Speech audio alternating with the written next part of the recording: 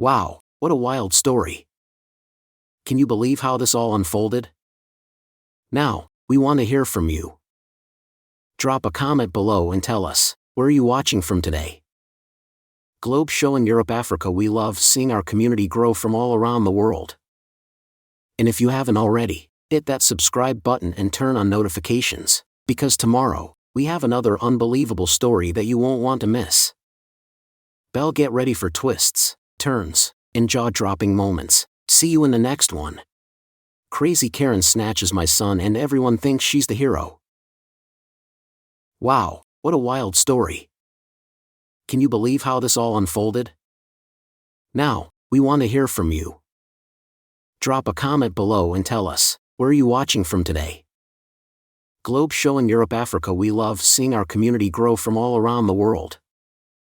And if you haven't already, hit that subscribe button and turn on notifications, because tomorrow, we have another unbelievable story that you won't want to miss. Get ready for twists, turns, and jaw-dropping moments. See you in the next one. Jake had always cherished his role as a father.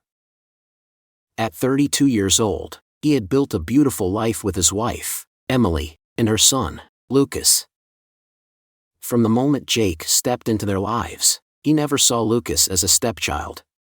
To him, the boy was simply his son. He had been there for Lucas since he was barely walking, and over the past few years, they had formed an unbreakable bond. That morning, Emily had a long list of errands to run.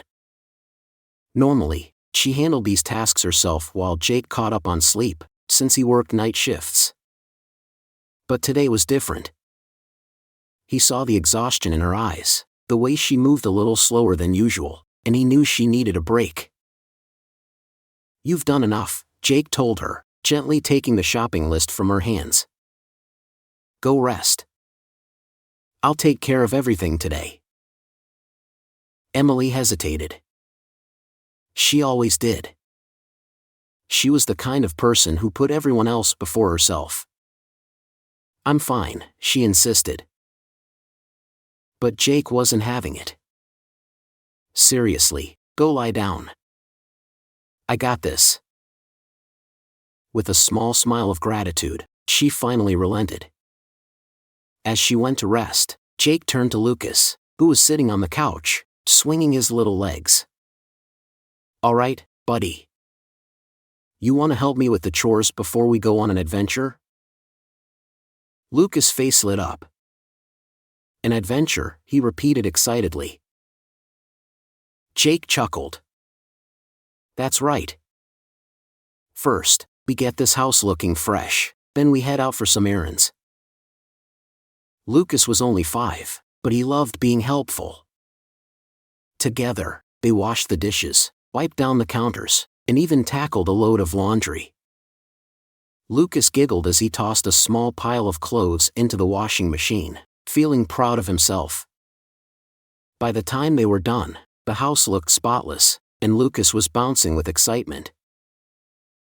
Jake grabbed his keys and reached for Lucas' tiny hand. "All right, buddy. Let's go." Lucas grinned from ear to ear. At his age, even a simple trip outside felt like an adventure. The father and son duo made their way through the day's errands with ease. They picked up the dry cleaning, stopped by the post office, and checked off every item on their list. Everything was going smoothly, no unexpected delays, no stress. Best of all, Jake got to spend quality time with his little boy, something he treasured more than anything. Their final stop was the grocery store. Jake wanted to make sure Emily could fully enjoy her rest, knowing everything was taken care of. As they walked through the automatic doors, Jake had no idea that what started as a simple shopping trip would soon spiral into a nightmare. Lucas, full of energy, darted ahead, waving and greeting strangers as they walked through the aisles. His small voice rang out, cheerful and full of excitement. Most people smiled and waved back. But one woman, Karen, barely reacted. She simply stared at Lucas with a cold, unreadable expression. Jake thought nothing of it at the time. But that moment? That was the beginning of everything. As Jake pushed the grocery cart down the aisle, scanning the shelves for canned corn, Lucas ran ahead, his little feet pattering against the smooth floor. The 5-year-old was full of energy, laughing and waving at strangers as he explored the store. It was just another normal day, until it wasn't. At the far end of the aisle, an older woman stepped into view. Lucas, being his usual friendly self, didn't hesitate for a second before introducing himself. "Hi. Me 5. Me Lucas," he declared proudly, puffing out his tiny chest. The woman barely reacted. She forced a stiff, almost rehearsed smile and said in an oddly formal tone, "Well, hello there. You shouldn't be running around unattended.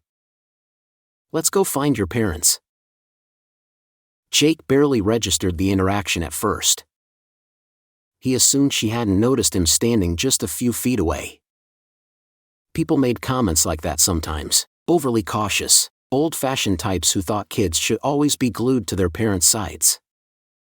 "Lucas, come back here," Jake called out, his voice light but firm. Lucas turned immediately and ran back, giggling. Jake chuckled, shaking his head as he returned his focus to the shelves. Just as he grabbed a couple of cans, he noticed the woman, Karen, walking past him. Nothing about her seemed unusual. Until it was.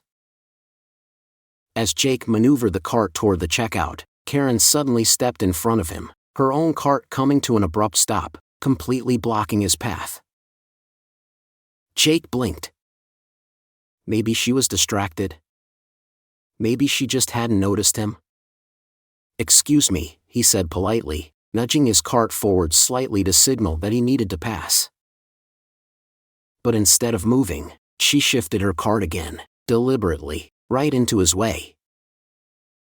A flicker of unease formed in Jake's chest. This wasn't a mistake. This was intentional. "Excuse me, ma'am," he repeated, keeping his tone patient but firm. She didn't move. Instead, she tightened her grip on her cart and gave him a hard, piercing stare. Then, in a voice dripping with certainty, she said, "You're not going anywhere with that child." Jake frowned. "What?" Karen scoffed, her expression twisting with disgust. "That's not your child. He's white, and you," she gestured at him with a dismissive wave, "are clearly not." Jake exhaled sharply, forcing himself to stay calm. "Lady, I don't know what you think is happening here, but that's my son. My wife is at home waiting for us, so if you could move." "Stop your lies," she snapped, her voice rising. "You're not taking him anywhere, you pervert." Lucas, who had been standing beside Jake, pressed himself against his father's leg, gripping his jeans with his tiny fingers. His bright, carefree expression had vanished, replaced by pure confusion and fear. Jake clenched his jaw. His patience was hanging by a thread. "You're scaring him," he said, his voice sharp. "So back off." Karen's eyes narrowed. "He's scared because of you. He just doesn't know how to say it yet." Then, before Jake could react, she lunged forward, grabbing Lucas and hoisting him into her arms. And then she ran. For a split second, Jake's brain refused to process what he was seeing. One moment, Lucas was beside him. The next, he was being hauled away by a complete stranger. Jake's body reacted before his mind could catch up. His muscles tensed, adrenaline surged, and before he even realized it, he was sprinting after her. "Hey! What the hell?" he roared, his voice booming through the store. Lucas' terrified screams cut through the air. "Daddy! Daddy, help me!" And yet, Karen kept running, gripping Lucas like she was some kind of heroic rescuer in a bad made-for-TV movie. Jake's heart pounded like a drum against his ribs. He dodged past shopping carts, weaving through startled customers, his entire world narrowing to one singular goal: getting his son back. Jake's heart was pounding as he sprinted after Karen, his eyes locked on Lucas, who was kicking and thrashing in her arms. The sound of his son's terrified screams fueled his desperation. "Daddy! Help me!" Lucas wailed, his tiny arms flailing as he fought to break free. Jake pushed himself harder, weaving around shopping carts and startled customers, his breath coming in short, sharp bursts. "Stop her! She's kidnapping my son," he roared, his voice slicing through the store like a siren. Heads turned. Shoppers paused mid-step, their carts momentarily forgotten as they tried to process what was unfolding right in front of them. But to Jake's horror, no one moved to stop Karen. Instead, a woman gasped, clutching her chest.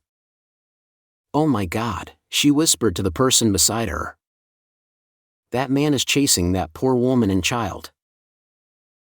Jake's stomach dropped. No. No, no, no. This isn't happening.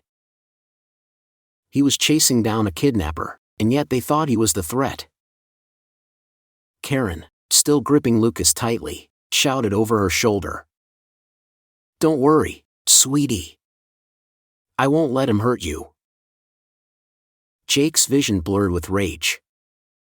This psycho actually believes she's the hero. He was closing the gap. Just a few more feet. But then, a pair of hands grabbed him. Jake was yanked backward, nearly losing his balance as two men stepped in front of him, blocking his path.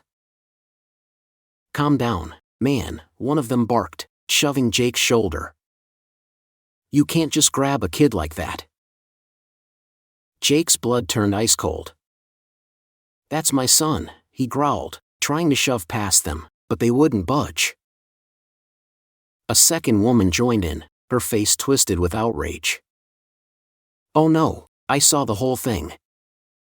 That little boy was running around, and this poor woman saved him before this guy tried to snatch him." Jake felt like he had been sucker punched. "Are you insane? SHE is the one kidnapping him. Let me go." Lucas' sobs filled the air, his small arms still reaching toward Jake. "Daddy." But the crowd had already made up their minds. "That kid doesn't even look like you," one of them muttered. "He's white as snow, and you," a woman hesitated, gesturing vaguely at Jake. "Well, you're not." Jake clenched his fists so hard his nails dug into his palms. "I don't care what you think. That's my son." Karen was nearing the store's exit. If she made it outside, she could disappear. Panic flooded Jake's chest. He had to break free, now. With a surge of strength, he shoved past the men blocking him. One of them stumbled back, shouting in protest, but Jake didn't care. He bolted forward, his entire body screaming with urgency. And just as Karen reached the sliding glass doors, a store employee stepped right into her path. Just as Karen was about to bolt through the exit with Lucas still in her grasp, a store employee stepped directly in her path. "Ma'am, what are you doing?" he demanded, grabbing her arm just as she tried to maneuver past him. Karen jerked against his grip, her face twisting in outrage. "Let me go." "I'm saving him," she screeched. Lucas was still screaming, his little hands reaching out for Jake, his face red with terror. "Daddy! Help!" Jake pushed forward, his heart hammering, but before he could reach them, another voice cut through the chaos. "I'm calling the police." Jake turned just in time to see one of Karen's enablers, an older woman with a self-righteous glare, pull out her phone. "You should be ashamed of yourself," she spat at Jake. "Trying to take that child away like that." Jake's blood boiled. "He is my son," he shouted, enunciating every word, but it didn't matter. A second woman chimed in, nodding furiously. "Don't give the boy to him. He's trying to take him." Jake wanted to scream. How could they not see the truth? How could they be so blind? But then he realized something. Let them call the police. If they got here, they could check the security footage. They could verify everything.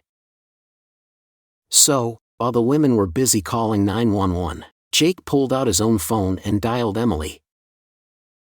The moment she picked up, he skipped the pleasantries.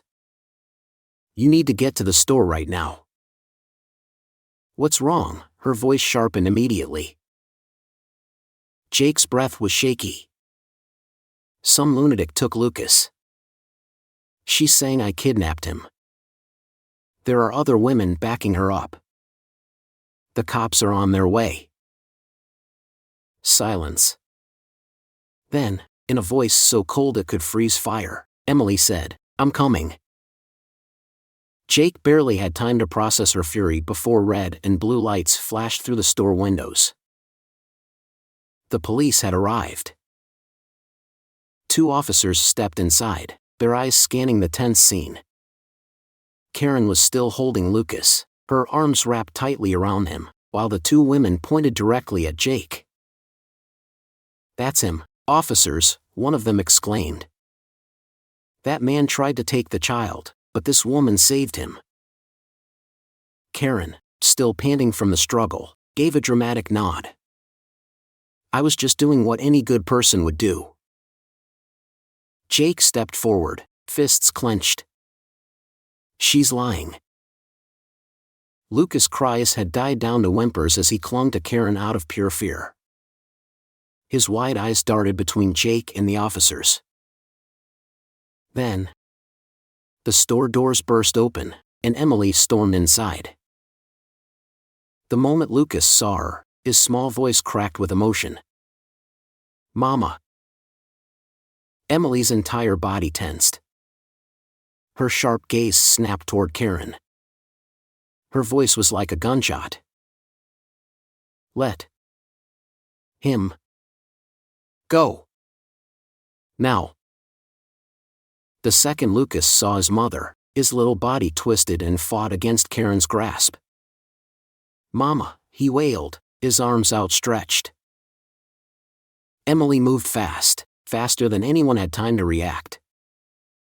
Her eyes locked onto Karen, and the pure, seething rage in her expression was enough to make even the officers pause.